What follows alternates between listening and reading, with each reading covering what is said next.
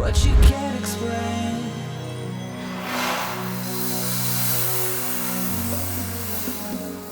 It's coming back again.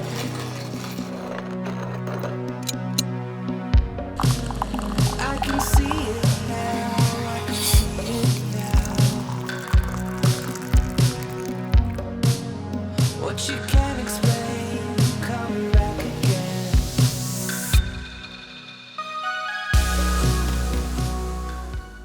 Hello everybody, welcome back to my channel and thank you for joining me for another coffee and crime time. And today we are picking back up with the case of 22-year-old Rebecca Park, a case that is still unfolding while several arrests have been made and 2 people now have confessed to being involved. But there are still so many questions to answer. We have so much more to talk about today. I wanted to give you like a sort of summary of what we already talked about in part 1. But I don't even know. I don't know how I could accurately or productively summarize what happened in part 1. A lot of you were saying in the comments that it was like the longest Jerry Springer episode ever. I agree. This is a very sad case. What happened to Rebecca Park and her child is completely just probably one of the most terrible and horrible things I've ever heard of. It's hard to wrap your head around it, knowing that the people involved were her family, related to her in her life.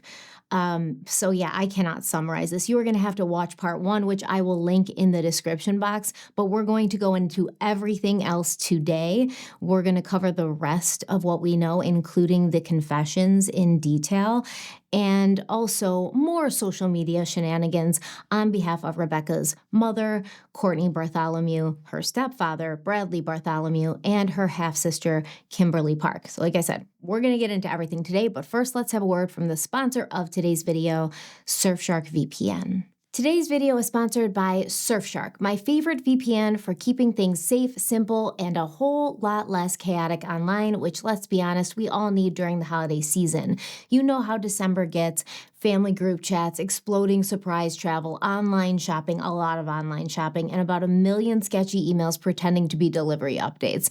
And this is exactly why I use Surfshark VPN. Surfshark has this new web content blocker, basically parental controls that filter out harmful or explicit sites, which is super useful if you've got kids borrowing your devices or using their own, or if you, like me, occasionally fall down a rabbit hole you didn't mean to click. And their email scam checker is iconic. You can drop in any suspicious email from your inbox and Surfshark will tell you instantly if it's a scam or a phishing attempt. So how many times have you gotten an email and you're like, wait, should I click this link? Should I not click this link? It looks legit. Do I have time to, kind of figure out if this is legit or if it's going to absolutely destroy my life if I click on this link? You don't have to worry about that anymore. And December is peak fake shipping notification season. So this has saved me more than once. One Surfshark VPN subscription covers unlimited devices, your phone, laptop, tablet, smart TV, even your PlayStation, Xbox, your kids' PlayStations, Xboxes, gaming consoles, your parents' laptops, because you know that they're getting all sorts of weird emails. I've heard there's a lot of scams going around where all of these people think they're dating Keanu Reeves and they're sending him money, and it's a big deal now. So definitely get that for your mom, your grandma, they need it. And Surfshark has apps literally everywhere. PC, Mac, Android, iOS, Amazon Fire Stick, Apple TV. You get the idea. You're covered on every device. Plus, Surfshark has 24/7 customer support. Their customer support is super helpful, super friendly, and they're always there. If you're like me and you're working into the late hours of the night sometime and you need tech support during a time when normally people aren't awake, except for me, they are there. They are going to help you and answer your problems and get you back to work. And Surfshark also has a strict no logs policy plus a 30-day money back guarantee. So trying it out is totally risk-free. Surfshark is now in 100 countries. They are the only VPN to hit that milestone so far, which means you can always find a fast server whether you're home or traveling. And also, because December is peak cozy on the couch season, Surfshark is great for entertainment. You can unlock streaming libraries from around around the world, including 15 of the largest Netflix libraries like the US and Japan. All you have to do is switch your virtual location with Surfshark. BBC, iPlayer, Hulu, the shows that aren't available in your country, Surfshark makes all of it accessible. Perfect for winter break binge watching or finding something new when you run out of true crime documentaries and Welcome to Derry is over. Sadly. So if you want to try Surfshark for yourself, go to surfshark.com/stephanieharlowe and use my code stephanieharlowe to get 4 extra months for free. Once again, that is surfshark.com/stephanieharlowe and use code stephanieharlowe to get 4 extra months of Surfshark VPN for free. Thank you to Surfshark for sponsoring today's video and for making the internet a safer place while the rest of the world gets louder, busier, and just a tiny bit more chaotic this time of year. We appreciate you, Surfshark. Let's jump back into the video. Let's pick up where we left off around November 24th, 2025, when Courtney Bartholomew took to the internet again to continue spinning her narrative, and her husband, Bradley, was right next to her, ready to crash out the second he became slightly emotionally dysregulated. So this was crazy. Courtney was supposed to appear on Steph's Case Files, the YouTube channel. She was supposed to appear on that channel again for an interview, but while they were waiting for her to show up on that channel, they found out that she was currently on someone else's live. So the folks at Steph's Case Files piped that live into their live and began reacting to it. I am so thankful for this because what we witnessed during this live, once again, was a circus, but also spoke volumes about Courtney and Bradley Bartholomew. So as they bring the live up in Steph's Case Files, Courtney was talking about how earlier that day, she and Brad had been asked by the detectives to go in and take lie detector tests. So she said she was asked, but Bradley was told. Like basically they didn't give him the option on whether or not he wanted to take it, but she was asked if she wanted to take it, which that's a lie. So in an interview a few weeks prior to this, Courtney had stated that she would be unable to take a polygraph because she had tachycardia, and the result of the polygraph would be inconclusive because of her medical condition. Now, not only is this statement misleading, but I found out it's also the most common excuse used by people who do not want to take polygraphs. So severe tachycardia, which is like a dysregular heart rhythm, a dysregular heartbeat, it can make it difficult to get a stable physiological baseline, but most people who claim they have this condition, when they don't want to take polygraphs, they actually end up not being able to provide medical documentation to prove it. So it's just an excuse that's being used. So Courtney was asked on the live, well, we thought you said you couldn't take a polygraph. Were you told that by the police or did you just assume? And Courtney says she just assumed, but the detective said he would do some research on it. And now she was being told it was okay to do. So we found out during this conversation that Bradley failed his polygraph. He told Courtney this when he got into her car after leaving the police station, and Courtney was asked, which questions did Bradley fail on during his lie detector test? And Courtney said that Bradley wasn't told which questions he failed, but he, quote, shouldn't have failed any, end quote. Yeah, I mean, that's the goal of a lie detector test, to not fail any of the questions. So the hosts on this other live, they pressed Courtney. They told her, ask him again, because he should have been told. You know, somebody on the live, I believe it was the host, she said, I have family in law enforcement. I have people I know who administer or have familiarity with these polygraphs. And Bradley would have been told. And then we can hear Brad faintly in the background say that it was none of their business. And the host said, it is our business. You made it our business when you came to the end of your driveway with your dog earlier today. So that's a whole nother situation. I'm going to talk about that situation, but first, I'm going to play you a clip from this live and show you how Courtney and Bradley react when they're being asked to be honest and tell the truth. This is crazy. Courtney, you should be thinking why your husband failed a lie detector test about the disappearance of your daughter. Mm-hmm. Why are you even thinking about that real fucking hard? Because she was sitting there. She knows what happened to her daughter. You didn't do anything. And you should be sitting back and wondering why your husband failed a lie detector test. Because that's wild if you're not.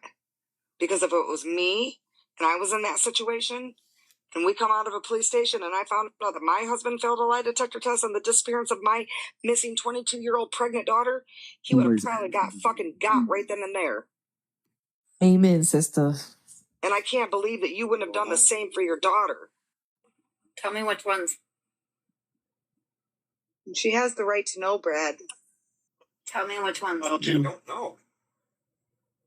How do you Brad, not? Brad, that's a lie. That's a lie because they asked you the questions again afterwards. Brad, No. we know this. No, they didn't. Brad, that's My an friend absolute the lie. cop, and Because when he you said fail they a lie absolutely detector tell you test, what you they think. take you and they re-ask you and they tell you you failed this question and they ask you again. Yep. So They which one did they ask you again? You guys can whisper all you want. Courtney, you should be demanding to know what questions your husband failed on his lie detector test and the disappearance of your pregnant 22-year-old daughter. They You didn't don't know? fucking tell me anything. Brad, I think you're full of shit. And I think And you're a dumb bitch. That's right. And I will always be one. Trust and believe that. There he I'm not goes gonna sit here again. and yell back and forth with you. Fucking phone. From Listen people to that that don't fucking temper. All right, The Courtney. guilty party right there. Hold on, guys. What? Are you safe, Courtney? Because now she'll be worried about your safety, Courtney. Well, I'm fine. okay. Because at this point, you should still be badgering your husband where your daughter's at. Just fucking tell me that. I don't fucking know. They didn't tell me shit. They had to tell you They didn't tell something. me anything. They didn't tell me I failed it. They didn't tell me anything. They said, okay, you are done. I went out, had a cigarette, and the cop that took me over there fucking come out and said, okay, let's go. That's all they did. Are they supposed to tell you? They told him, Courtney. I'm just going to tell you that. So if you want to believe what he's got to say, then you just go ahead and believe it. I'm not going to sit here and try to make you believe.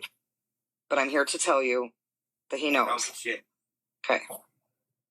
Okay, then if they... Hold on a second. It doesn't matter. Okay, let's just say they didn't. Let's say they didn't tell you anything. Brad, you still failed the fucking lie detector test. So why did you fail the lie detector test? How do you know if I failed or not? Because you failed. You already know you failed. You just said you failed. You already admitted it now. It doesn't fucking matter how I found out. Why did you fail? I failed. That's I never not said I relevant. failed. That's not relevant, Brad. You already said you did. You just did. So it's not relevant now how we found out. Why did you fail, Brad? That's what's relevant now, Brad. Why you want to sit there and yell at somebody, Brad? Why did you fail your lie detector test, Brad? Do you really have to act like that? I'm tired of fucking badgering. I'm tired of them treating me like shit because they want to be stupid.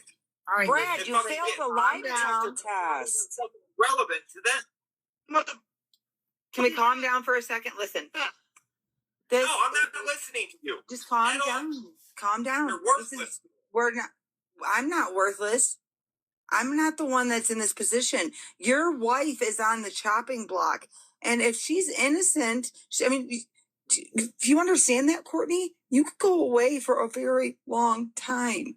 If you did not do anything, now is the time to be asking these questions. So this was great for so many reasons. First of all, what you hear when you hear people talking over the kind of main interview at the beginning of that clip, those are the people who are on Steph's case files live, and they're listening to the other live. And I don't know who the host is of that other live, but I love her because she was holding Courtney and Brad's feet to the fire. She was not letting them get away with some bullshit answer that she knew to absolutely not be true, which is that Brad wasn't told why he failed his polygraph. She's saying, listen, the way that this goes is you will take a polygraph. If you fail some questions, they're going to tell you the questions that you failed, and then they're going to give you another polygraph. Like, that should have happened. And then we have Courtney, who's all of a sudden demanding Brad, like, just tell me. tell me which questions. And I personally believe that this was just a performative facade for those listening. And there were times I cut it out because there was like gaps when Brad and Courtney were like whispering to each other. And at that time, I believe she was probably telling him, you know, just play along, honey. I'm not really like, obviously I know what you lied about. I'm not really, you know, wanting you to answer. Just play along so it looks like, you know, I actually care, right? It looks like I actually care that you failed a lie detector test when it came to where my missing daughter was. Allegedly, don't come for me, my opinion. And Brad's popping in there. We heard a bit of his really short fuse and his ability to go from 0 to 100 and become very aggressive with very little prompting. And he's yelling at the host like, I think you're a bitch, you know? Okay, and he's like, I'm tired of being badgered. Stop with the badgering. Like, he doesn't want to be asked these questions. He does not have control over himself emotionally, which I think says a lot about him. I think it says a lot about a person in general, but in the context of this case, as in, could somebody snap and do something violent towards a young woman like Rebecca Park?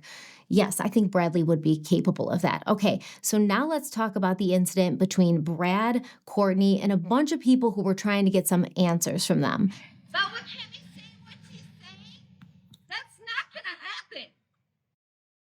My daughter is never gonna come home. You know that. You just said it in your heart. You know it because you did it, bitch. Let's be real. Oh, God, I wish God I was the buck there. Woo! So why will she not let us look on the compound? Okay, so these people are standing outside of Courtney and Bradley Bartholomew's house. They're demanding answers. And you heard Courtney say, my daughter is never going to come home.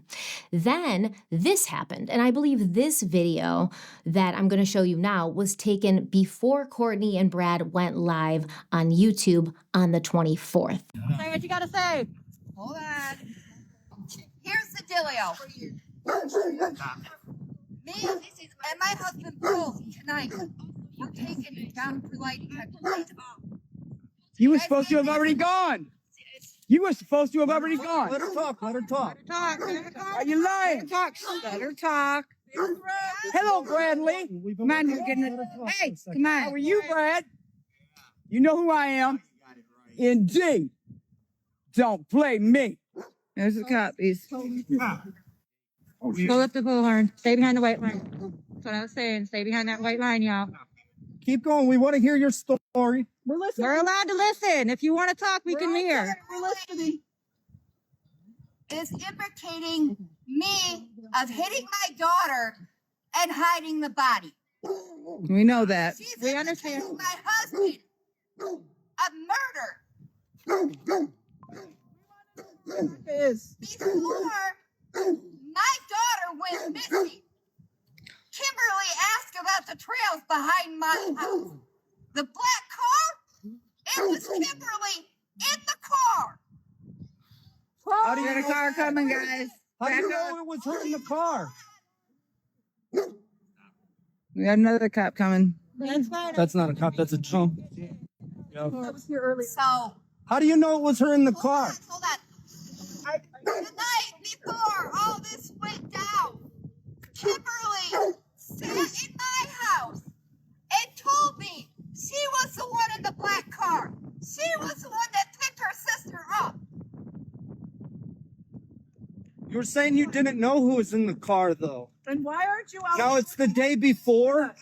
Saturday. Hold on, we got a question down here that why aren't you out here looking for her with us? Can you guys see? We see. I would do it with. I can barely walk out here, but this is enough, you guys. My grandmother needs sleep. It's a pregnant woman that needs to be found. Listen, wait, guys, wait. Blanket. Give me a second. We've already talked to her. We've talked to her.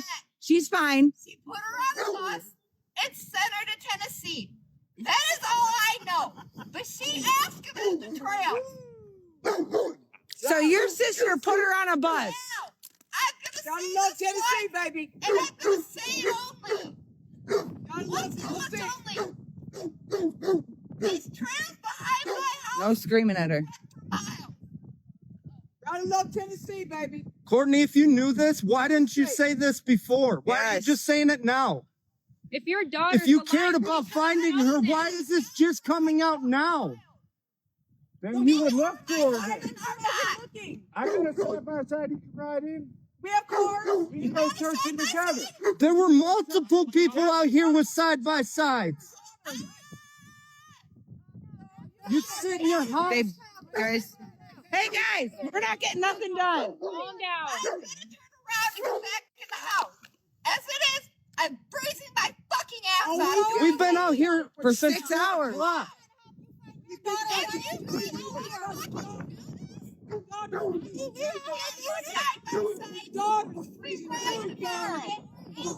Tomorrow, you hear that? She said, Why the fuck didn't you do that side by before? side and she'll be out there looking. Why didn't you ask for that help before? What time? They're meeting. Listen, they're meeting at 10 a.m. at Ellen's Corners. 10 a.m. at Ellen's Corners. Side by side you riding. Be quiet. Shut up. Let me talk.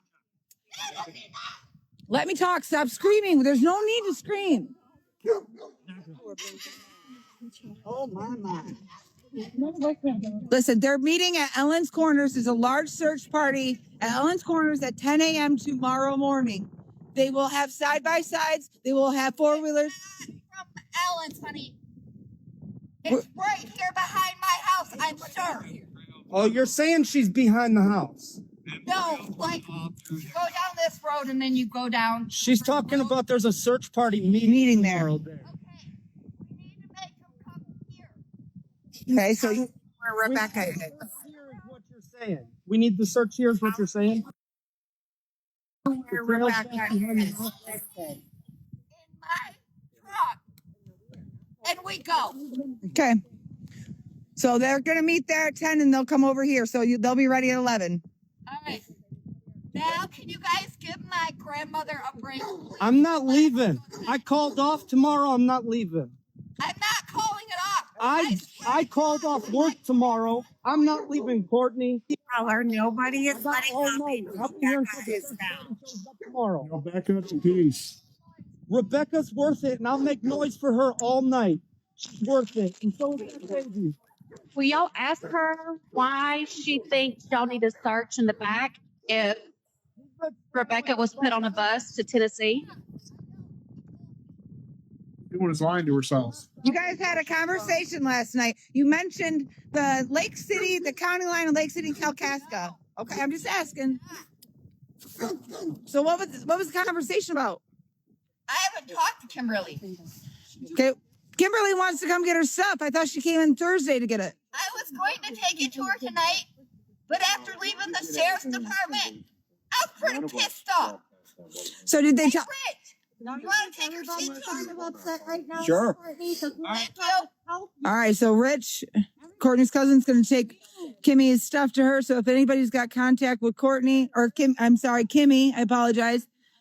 Please let her know that Rich is going to have her stuff. Hey, Courtney, can I ask you a question?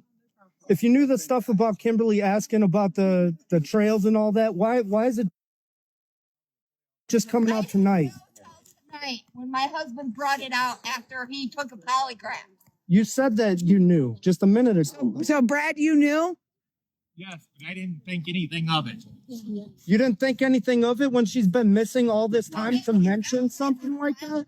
There's people pointing out hats and socks on the side of the road because they think it might be relevant. That shows your lack. Guys have got to be kidding me.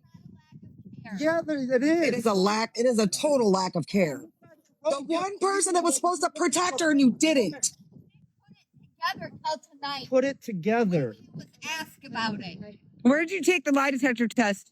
I went to Green Lane. Okay. I went to Muskegon. Okay. All right. Did you take yourself there or did they take you? Okay. All right. Do you know who's detained right now? No.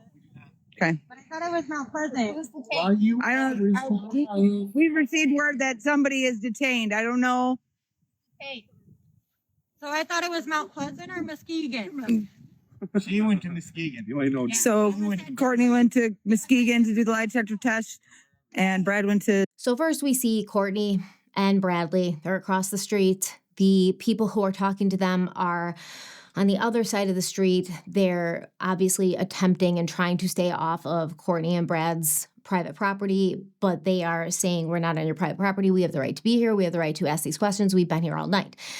We have Brad and Courtney with their dog. Remember the dog that Courtney said was the most dangerous dog in the world. And the police told her that if somebody came on their property and the dog killed that person, oh, well, that's just what happened. And it looks to me like Brad is wielding this dog like a weapon, using it to threaten the people who are across the street, demanding answers from them. So we have Courtney talking about allegations that her daughter, Kimberly Park, has made against herself and Bradley. We already know what those allegations were, right? That Courtney and Bradley had hit Rebecca Park over the head and she'd had a seizure and then they got rid of her body. Then Courtney is talking about how she now knows that Kimberly was the one in the black car. Remember the one that picked Rebecca up from Courtney's house, and there were tinted windows and Courtney couldn't tell who was in the car or how many people were in the car, but now she knows that it was Kimberly. And Courtney says that Kimberly brought Rebecca to a bus that was headed for Tennessee. More on that in a minute. So Courtney said that Kimberly has been asking about the trails behind her house, and these trails run for miles. And the people outside the house tell Courtney and Brad that they're organizing a search party at Ellen's Corners the following morning at 10 a.m., the following morning being November 25th, the day Rebecca Park's body is found. So Courtney said something like, she's not at Ellen's. She's right here behind my house. We have to make the search party come here to look. Okay, keep that in mind. She's saying, I don't know why you guys are looking over there. You're wasting your time. Make the search party come here tomorrow morning, and we'll find her behind my house, at the trails behind my house. So back to the YouTube live that took place the evening of November 24th. So like I said, I think Courtney and Brad went on this live that Steph's Case Files was streaming into their live after they had this interaction with people outside the house. So Courtney talked about how while she was getting her polygraph, she found out that Kimberly had told the police that Courtney had hit Rebecca and hidden her body. And Courtney said that after his lie detector test, Bradley came out to the car and he'd been told the same thing. And he said that was bullshit and that Kimberly was trying to set him up. And he asked Courtney, do you think that's why Kimberly was asking me about the trails behind the house? And Courtney said she was so mad when he said this to her. She hit the dash of the car and she was like, I didn't know that Kimberly had been asking you about that. To which Brad replied that Kimberly had been asking. She'd been asking for a while. So on the live, Courtney tells everyone to be at her house at 11 a.m. tomorrow and they will search the trails. She says she doesn't know if they'll find anything, but they're going to look. Courtney then reveals that Kimberly had told her that she was the one in the black car. She had picked Rebecca up and taken her to the bus station where Rebecca boarded a bus to Tennessee. Courtney said she doesn't know where Kimberly got the car from, but she was told that the plan was for Rebecca to take the $2,000 that Courtney allegedly gave her, even though that's bullshit, that Rebecca was supposed to take this money to Tennessee where she was going to meet up with someone named Josh and he was going to help her get an apartment. Courtney then says that Rebecca should be in Tennessee by now, right? Because a bus ride to Tennessee doesn't take 3 weeks, right? Yes, if she left on a bus for Tennessee 3 weeks ago, she should definitely be there by now. So who is Josh? Well, it looks like Josh is the husband of someone named Mel. And Mel is the mother of a woman who it seems like Rebecca was friends with, and Josh and Mel live in Tennessee. It's pretty confusing, but Courtney and Mel seem to know each other very well, and they have known each other for some time because an argument ensues when Courtney is asked if she has reached out to Josh to verify if Rebecca is there or not. Because you'd think that your daughter, your pregnant daughter, who's due any day, she's been missing, okay? Her phone was found across from your house and nobody knows where she is. She hasn't been in contact with anybody. She hasn't used her social media. She hasn't used her bank accounts or anything. And your other daughter says, oh, don't worry, Mom. I put Rebecca on a bus to Tennessee. She's safe and sound with our old family friend, Josh, who's going to set her up with an apartment. You would think that Courtney would call Josh and, see if Rebecca was there and then maybe tell the police so that all of the money and time and resources wouldn't be used looking for Rebecca anymore, who now is no longer missing. Well, Courtney says she hasn't. She has not called Josh and checked with him to make sure that her daughter is there. And the reason she hasn't is because of Mel, Josh's wife, because Mel was offering a $15,000 reward for information leading to Rebecca. And Courtney said she asked Mel to take the reward down, not because she didn't want Rebecca to be found, not because she didn't want legitimate tips coming in, but because the poor police were getting inundated with calls and tips. And these men work 15 to 16 hours a day. All right, they're already overworked, and all of these tips that are coming in are taking away from their solid investigative leads and overwhelming law enforcement. So really, Courtney's just worried about the boys in blue, you know? She knows how hard they work. She doesn't want them to have all these tips coming in, making their job harder, even though they're looking for Rebecca and the tips are coming in allegedly to help them find Rebecca. Now, Courtney said she feels there was a better chance of getting real answers if there weren't a bunch of crazy people calling in trying to get the reward money. So then Mel gets on the live, okay? So Courtney's talking shit about Mel. And she's like, I said this to Mel, she said this to Mel, and Mel gets on the live. And she's like, listen, Courtney, you're lying. I have the screenshots from our conversation, and I kept that reward up until I started getting death threats. Mel then said during their conversation, of which she has screenshots, Courtney did ask her to take down the reward. And Mel asked Courtney, well, if someone's holding Rebecca and they're waiting for the reward to go up, wouldn't it be bad if I took it down? And Mel claims Courtney's response was, quote, ain't nobody got Becca, end quote. So the two women, Mel and Courtney, they start screaming at each other, going back and forth on the live. I was going to just tell you about it, but I don't think I can do it justice, so I'm going to play you the clip. For reference, Courtney is going to be the one who says, you told me you were going to give Becca the money, and then Mel's the other woman that she's talking to. I never said to her that I would give Becca the money. I said if Becca would have contacted me and let me know that she needed help, I would have helped Becca. Okay, if she would have contacted you, you told me that you would give Becca the money when she come home. No, that was not my words to you. I have the screenshots, Courtney. Please quit trying to spin this the way that you want your story to go. My story? Do you think I think this is a fucking joke? Yep. This is my daughter, for fuck's Your daughter? sake. That's this my is best not a friend. fucking joke. Bitch, this ain't your daughter. You Really? donated your fucking eggs. Yeah, really. You mean your daughter's best friend? Yeah, you think that me and How Becca is my were daughter close? your best friend? You don't think me and Becca Where were were you when my daughter was being abused? Where were you when freaking she could have used goddamn house? By you. Where were Remember the time that you chased her out of your house with a baseball bat and my husband had to go and get her and your husband tried to ram his truck? When did Josh ever have a fucking truck here? Never. Yeah, he did. Actually, if you want to No, get technical, it was a Jeep. Yes.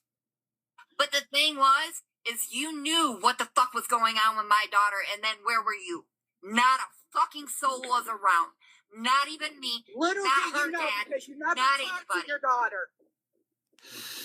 You know how many times Really? me and Brittany? No, wait a minute. Let's call her for what it is, Brittany. You know how many times have I saved your daughter from a fucking hot shot, Mel? How many times? What, once? I didn't pause it. They did.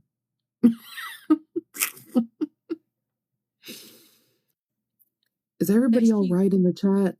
Y'all good? Lowered it, like. Hold on, here they come. Bullshit. Okay. Stop lying to me.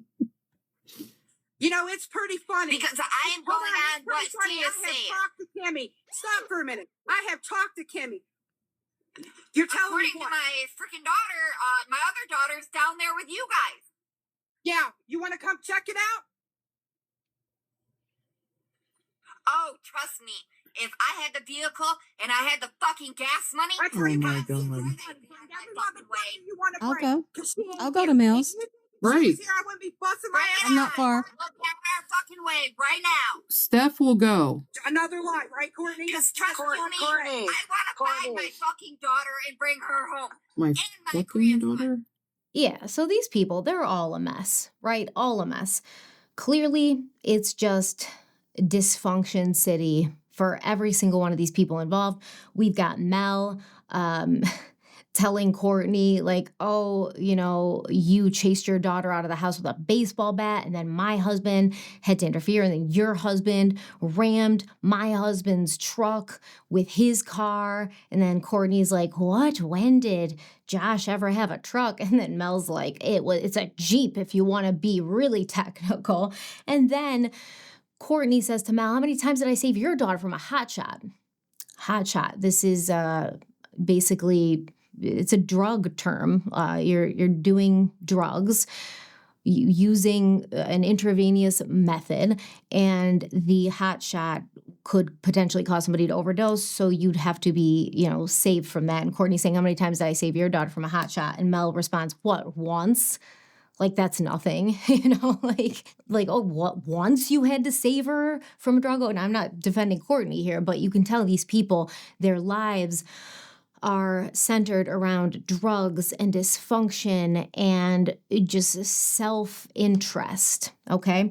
So after this, Courtney starts crying, and she says she doesn't know where Becca is, but she wants her home, and she wants to go back to sleeping at night. The host of this other live says, listen, Courtney, you got people outside your house protesting, and they've been doing that even before Kimberly said anything. So why do you think that is? Why do you think we all think it's you? And Courtney says she doesn't know. She didn't do anything. She says this isn't something you lie about. Courtney said that if she knew Kimberly had been asking about the trails, she would have been down there looking. She's then asked, well, what reason do you think that Kimberly would have to hurt her sister? And Courtney replied, quote, she's jealous of her. She's always been jealous of her. You can ask Becca's dad about that, end quote. So remember, last episode, the part 1 of this case, I said, I don't know who Becca's biological father is. Do Kimberly and Becca share the same biological father? Where is the biological father? I don't know. Well, luckily, since then, I've gotten my answer to that, because the host of the live then says, Fabian, you're here, aren't you? And you can confirm what Courtney just said. So Fabian, Becca's biological father, he's in the live too. What? Mel's there, Fabian's there, and he comes on, Fabian, and he says, I can't confirm what Courtney's saying for sure. I can't confirm that Kimberly was always jealous of Becca. He then said, quote, Courtney, come on, man. I haven't seen Rebecca in over a year, end quote. So it looks like Rebecca, when she turned 18, reconnected with both her bio mother and her bio father, who apparently is Fabian and who's on these lives. So Courtney then tries to change the subject, and she starts talking about how Kimberly and Rich have been together this whole time. But Courtney says she hasn't seen or talked to Rich in 2 years, which matches with what Rich said, because Rich has said that before, that he has not spoken to Courtney, that yes, she drove him and Becca home from the hospital that day when Becca thought she was in labor, but it was a false alarm, but he has not spoken to her. And even when they were driving in the car, he didn't really speak to her. He just accepted the ride home. And didn't Courtney file a report in February of 2025 claiming that Rich had sexually assaulted her in her home at gunpoint, causing her to lose the baby she was carrying, which she allegedly didn't know if the baby was Rich's or her husband Bradley's? So once again, you are catching yourself up in all these, contradictions and lies. Have you not talked to Rich or really seen him in 2 years? Or were you guys having a relationship that resulted in a pregnancy and you wanting to leave your husband? And then when that didn't happen, Rich almost killed your husband and then assaulted you and caused you to lose your baby in your home. Courtney and Bradley were asked, why would the trails behind Courtney's house be relevant? And Bradley was actually the one who answered. And he said, quote, she was asking how many people run them trails and all that. What's it matter? End quote. He's talking about Kimberly Park allegedly asking him about the trails behind Courtney's house. So the people on the live were like, well, if you think Rebecca is in Tennessee, why should we be coming to your house tomorrow and forming the search party to look on the trails behind your house? They then asked Bradley, Bradley, with everything going on and all the speculation flying online, why would you not think it was relevant to mention that Kimberly was asking you about these trails before now?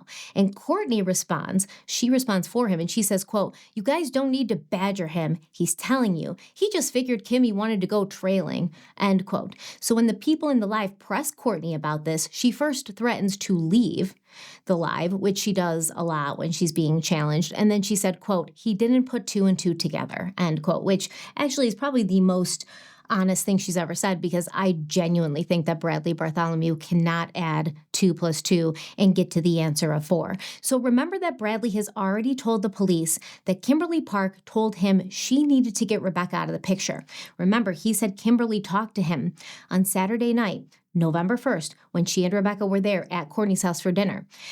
And he said she was asking me about the trails behind the house, and then she said she needed to get Rebecca out of the picture. So it's funny that he's telling everyone now, oh, Kimberly was asking me about the trails, but I didn't put 2 and 2 together. I just thought she wanted to go trailing. But he's telling the police that Kimberly told him she needed to get Rebecca out of the picture when she was talking about the trails. And when these people on the live are pressing Bradley about why would you not think the trails were relevant, he's like, how would I know? I thought it was just innocent asking me about the trails. Well, you wouldn't have thought it was innocent if in the same sentence or in the same conversation about the trails, Kimberly said she had to get Rebecca out of the picture. Given the opportunity to mention that now to the people in the live who are suspecting him and think that what he's saying isn't adding up, he does not mention that part. And I find that interesting. Okay, so in the last video, we talked about how Kimberly Park would be arrested for lying to the police, but we haven't talked about how Rebecca's fiance, Rich Failer, was also arrested around the same time. So on November 26th, Kimberly and Rich were arraigned in court. Rich was arraigned on 2 counts of delivering and manufacturing methamphetamine. Are any of us surprised? Are any of us surprised about that? He was definitely using meth, right? I don't think that's a huge, stunning revelation for us. But now we find that he's also manufacturing and distributing. And his bail was actually set at $1 million, which was very high because he was a repeat offender. And also because the police at that point thought that he was the one who killed Rebecca because Kimberly told them that Rich told her he killed Rebecca. Kimberly was arraigned on charges of tampering with evidence, lying to a peace officer, and a false felony report, and her bond was set at $750,000. That same day, 5 police officers served a search warrant at the home of Richard Failer, Rich's dad, and they looked through Rich's bedroom, they searched 2 outbuildings, and they asked Richard Sr. about the location of a septic tank, which he was reportedly unable to give them. He didn't know what the location of the septic tank was. Now, the warrants show that law enforcement was looking for DNA or trace evidence such as hair, fibers, fingerprints, bloodstains, shoes, clothing, etc. Additionally, they were looking for human remains to include a fetus and any suspected burial sites. Also, electronics, notebooks, and any tools that could have been used to dispose of human remains, as well as any vehicles that could have been used to transport human remains. So this is at Rich Failer's home. After the arrests of Kimberly and Rich, Courtney went on YouTube Live again. And Courtney said that Kimberly and Rich were going to be charged with homicide at their preliminary hearings, even though that really isn't what either of them were charged with, like ever. So Courtney said that she hopes Rebecca's baby is still alive. And then she talks about how she didn't get any sleep the night before because the police were in her house from midnight until 2 a.m. and she wasn't allowed back in. So this is November 26th, the day after Rebecca's body is found. Everyone knows by this point that Rebecca has been found. So Steph of Steph's case files, she lets Courtney know that people were suspicious of her and Bradley because they had pointed everyone to the trails behind their house. And then the very next day, Rebecca was found on the trails behind their house by that same search party that Courtney had summoned to her house. And Courtney said they were going off the fact that Kimberly had asked Brad, and now they know their assumptions of why she asked were right. Courtney was asked if she suspected her daughter Kimberly this whole time, and Courtney said that Kimberly had done suspicious things, like every time they had an idea about where to look for Rebecca, she would shoot it down. And it was when Kimberly told them that she'd put Becca on a bus that they knew something wasn't right. Courtney was asked if she thinks Kimberly killed Rebecca because she wanted a baby, and Courtney said that she'd seen Kimberly on the computer using the dark web to look for her sister, but now she doesn't believe that's what Kimberly was doing on the dark web. So Courtney's actually, I think, setting something up here because it's like, how the hell would you know what the dark web looks like? How the hell would you know what the dark web is? How would you know that Kimberly was on the dark web? And you're leading me to believe that Kimberly's just sitting in your house typing away on the dark web like Kimberly would even know how to access such a thing. This is not just common knowledge of how to get to the dark web, right? So then on the live, they start talking about a PayPal card that was reportedly found with or near Rebecca's body. This PayPal card was not in Kimberly's name, but she was allegedly the one who had it, and she was using it. And Courtney and Bradley said that Kimberly told them she thought she lost it and she was going to have to get a new one. Remember that PayPal card? We're going to come back to it. And also remember, there was a bunch of talk about Courtney getting new furniture and carpet and painting the walls of her house right around the time Rebecca went missing. You've been telling us this whole time I didn't do anything. I'm not done anything.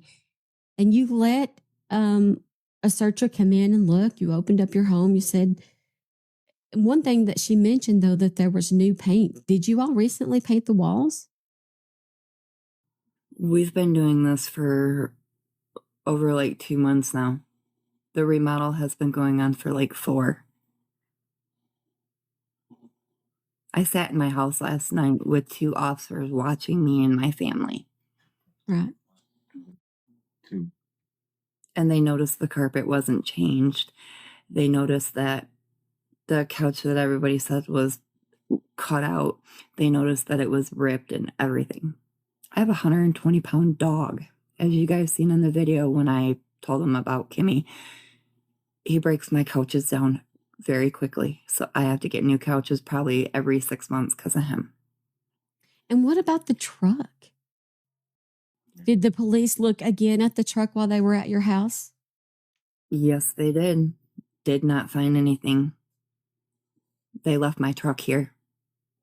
Had they have found something and really thought that it was used in any of this, they would have taken my truck. And my truck is still here. Courtney also says, hey, no, they didn't, they searched my house and everything, but they didn't take my truck, and they would have taken the truck if they'd really thought that it was used in any of this. And that's absolutely true. She's correct. They would have taken the truck if they thought it had been used in anything to do with Rebecca's disappearance or murder. And Courtney wouldn't have to wait long because on Sunday, November 30th, a search warrant was obtained for Courtney's house, and Courtney's red 2007 Ford Escape was seized along with Bradley's white Ford F-150 pickup truck. On that same day, both Courtney and Bradley were arrested, and police interviews were conducted with them both again. Bradley Bartholomew sat down with Detective Sergeant Hackman and Detective Pisker, and they told him that this was now a homicide case. This is a homicide investigation. No more lies are going to be accepted. So Bradley, spoiler alert, not going to stop lying, but at least not yet. Maybe not ever. I don't really know at this point. So Bradley at that time admitted to having lied about being at Courtney's house on Monday, November 3rd, when Rebecca was there. Remember the night she went missing. He claimed he lied because of his sex offender status. Then Bradley starts throwing Courtney under the bus with a quickness. He claimed that he had seen Courtney pulling out of the driveway in the white Ford truck. He said she was alone and she went north on South 21.5 Road before coming back approximately 15 minutes later. When she got back, Bradley claimed he sent her a text because he was inside, and he asked her if she needed him to come outside and help her with anything, and she said yes. Just a total unprompted text. Hey, you need me to come outside and help you with anything? anything by any chance? Because he's just a helpful guy like that. He's a good husband, you know? So when he got outside, Courtney told him that she'd been in the truck with Rich Failer. And Bradley's going to say, did I see Rich Failer that afternoon? Did I see Rich Failer with Courtney at all? No, I didn't. But Courtney said, I was with Rich Failer. We were in this truck. We got into an argument, okay, a violent altercation. And she informed him that there was blood on the dashboard of the truck that she then asked Bradley to clean up. Bradley claimed that at this time he didn't know where Rebecca was and he hadn't seen Rich Failer at all that day. Bradley told the police that he went outside and wiped down the dashboard, but he did not see any blood on the floor or the seats. There was just blood splattered on the dash of the truck. Bradley claimed that later there was white paint on the seats and he removed the seat covers at Courtney's request about a week and a half after Rebecca went missing, but he didn't know what Courtney had done with the seats, whether she'd thrown them out or put them in the burn pile.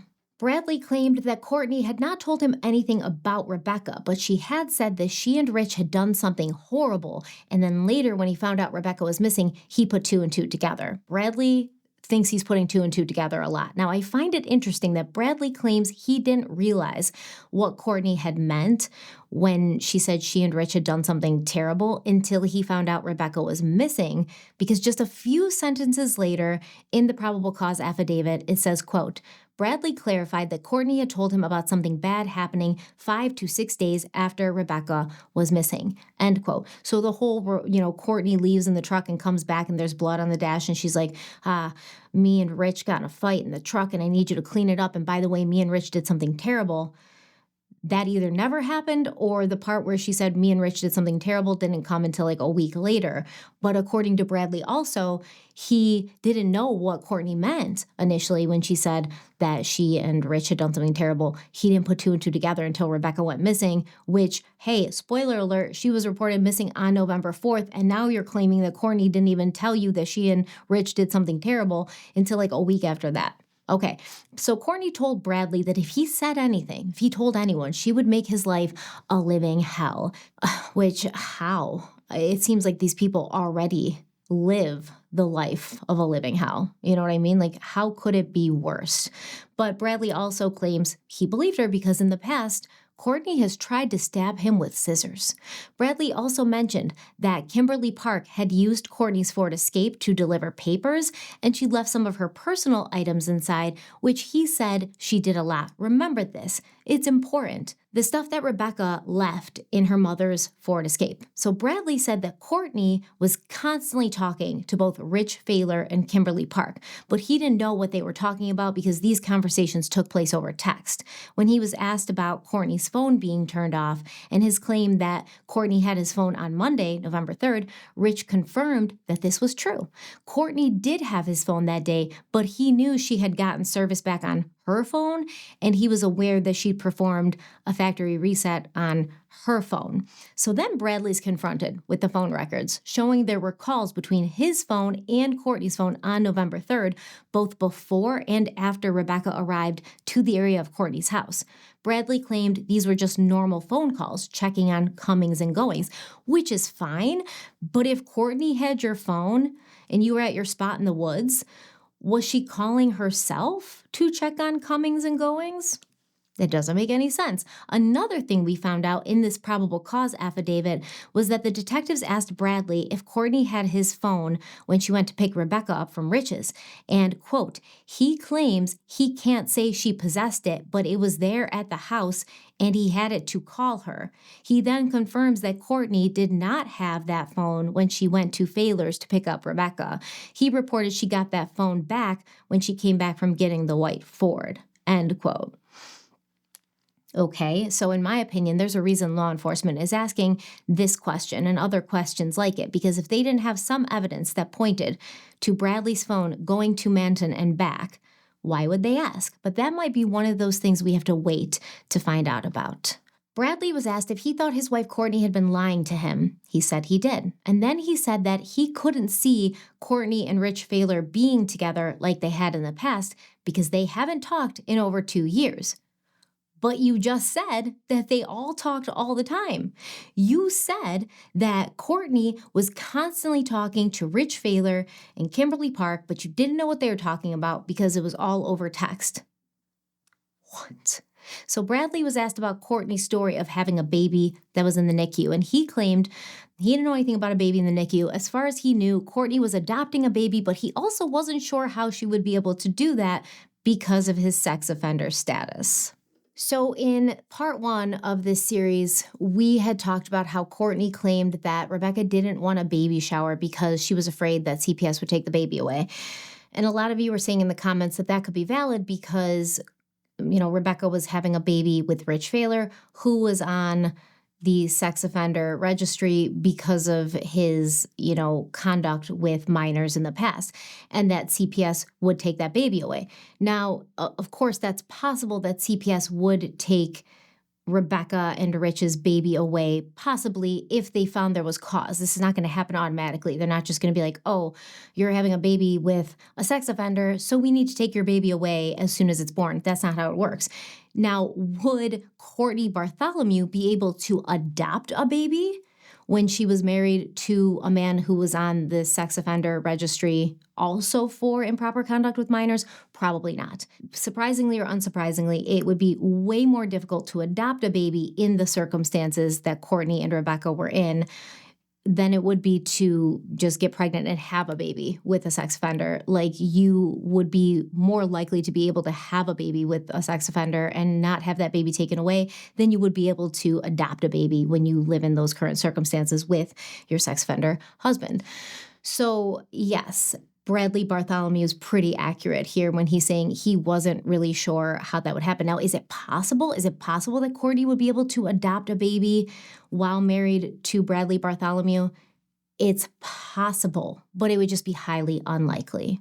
So Rich then says that Kimberly was always jealous of Rebecca, and he was aware that Kimberly and Rich Failer had had intimate relations in the past, but he denied hearing Kimberly say she needed to get Rebecca out of the picture at dinner on Saturday, November 1st. But that's what you told the police. How can you deny hearing it when you said that that's what she told you in your police interview? So now Bradley was claiming that Kimberly had said this, but not to him. She said it to her cousin, Rich Fisher. So Detective Hackman then informed Bradley, well, hey, I interviewed Rich Fisher, and that was not the story that Rich Fisher told. So Rich Fisher's denying that Kimberly ever told him this. Apparently, someone had reported to the police that Courtney had made a comment while they were at the hospital on Sunday. Remember when Rebecca thought she was in labor, but it was a false alarm? And the comment was something along the lines of, don't you dare have this baby in the hospital. So Bradley was asked, do you remember Courtney saying that? Because remember, Courtney said that both she and Bradley went to visit Rebecca and Rich in the hospital when Rebecca was there and thought she was in labor. And Bradley said he remembered someone saying that, but he couldn't remember who. It was Courtney, okay, Bradley, it was Courtney. But then Bradley also said he believed that Courtney and Rich Failer would be capable of hurting Rebecca. So Bradley even said that Courtney was obsessed with having another baby in her custody and that he thought she was capable of slicing open her own flesh and blood and taking a baby out of her daughter. So he told the police that Courtney had more to do with Rebecca's disappearance and death than she claimed. He said all the evidence points to her, and the police would probably find all of that evidence in the white Ford truck, which, remember, was already in police custody. Bradley was asked if there was anything else he wanted to talk about before they took a break in the interview, and he let the detectives know that Courtney had disposable scalpels in her bedside table that she used for lancing her cellulitis. And at this point, Bradley began to show some emotion based on the outcome of the investigation. That's what the affidavit says. Now, do I think he showed emotion such as remorse or sadness about what had happened to his stepdaughter, Rebecca Park? No. I think the emotion he was showing was fear because he knew he was cooked. They had told him they were going to go talk to Courtney, and they asked him, what do you think Courtney might say? And Bradley was like, well, she's probably going to try to pin this all on me. And Bradley really knows his woman because that's exactly what Courtney Bartholomew did. So they leave Brad, they give him a break, they go to Courtney. Courtney told Detective Pisker and Sergeant Boss that during the dinner on November 1st, when Rebecca and Kimberly were there eating lasagna, Bradley Bartholomew was hiding in the Ford truck because the girls wouldn't come inside if they knew he was there. Courtney continues on with the talk about the $2,000 inheritance she was supposed to give Becca, and she claimed that on Sunday night when she was talking to Becca about getting milkshakes the next day, she could hear Rich in the background on the phone and he was mad about something. Courtney then asked the detectives if Brad could hear what she was saying to them. She's like, is this dude listening to my interview with you? And then when they answered no, he could not hear what they were saying, she said, let's back up here. I think I need immunity. I've been threatened. I'm done. I can show you where the weapon and the baby are. So this is pretty much like a confession of at least involvement at this point. The detectives go back and forth with Courtney for a while on this. They're like, well, if we call the prosecutor and say you want immunity and all of this, like, we have to give them something. We have to share some information with the prosecutor so that we can go to the prosecutor and ask for immunity. You know, you can't just say, I need immunity, I have information. You have to give me some information to show that you know something that's worth giving you immunity, something we can bring to the prosecutor. And she just kept saying, I want immunity, I want immunity. And she also said she wanted to go into witness protection. And then when Courtney was asked if Rebecca's baby was still alive, she shook her head no. Courtney also wanted to know if Brad had confessed, and in careful police fashion, the detectives told her, oh, Brad said a lot of stuff. He said a lot of stuff to us. He's told us a lot. So at this point, the detectives probably know that both Courtney and Brad were involved in some way, and they also know they're dealing with someone who isn't that intelligent, because Courtney knows that Bradley knows exactly what she did and vice versa, and she knows that they're both selfish and self-serving people. She's going to think that he already tried to put everything on her because that's what she would have done in his position, and in fairness, Bradley did suggest Courtney was involved. He was like, I think she's capable of it. You'll probably find the evidence in the Ford truck. But he didn't throw her all the way under the bus yet. But in response to her fear that he had, Courtney was going to return the perceived favor and just absolutely try to throw everything on Bradley. So the detectives talked to Courtney about the cell phones, hers and Brad's, and she claimed she had her phone on Saturday, Sunday, and Monday when Becca disappeared, but then her phone was taken from her Monday night around 8:30 p.m., and she was told to go back to her house. Now, at this point, she does not specify who told her to go back to her house, but we know it was Bradley, and we also know that she had her phone at 11 p.m. because she was calling and texting Rich Failer, so she might try and say later on that Bradley had her phone that night, and he was the one texting Rich. So Courtney kept asking for immunity and to talk to the prosecutor. The police kept saying they would need something to go with the prosecutor with, such as where Rebecca's baby was, and that's when Courtney told them the baby was in a blue cooler.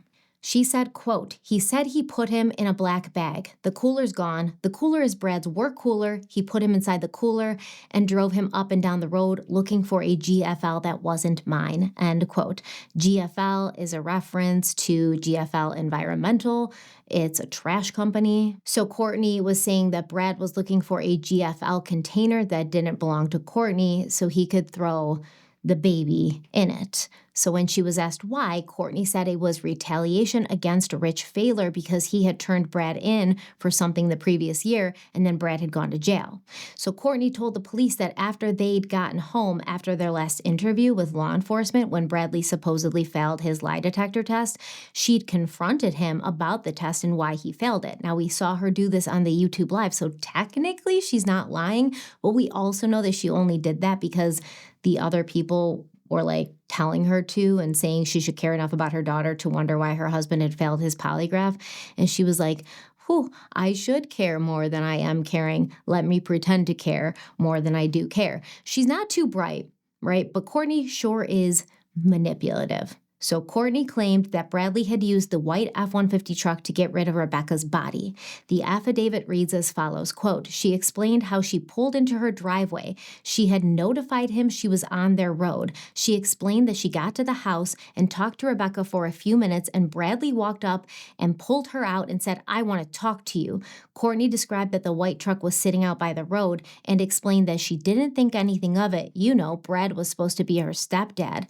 Courtney wanted to know where they were going and that Brad told her to take her ass in the house and don't worry about it. She said she went into the house because she didn't think he would hurt her, end quote. So Courtney is saying she goes to pick up Rebecca from Rich Failer's house. She drives to her house. And then she's sitting in the car talking to Rebecca, right? Apparently this is when Rebecca texted somebody and then a black car pulled up.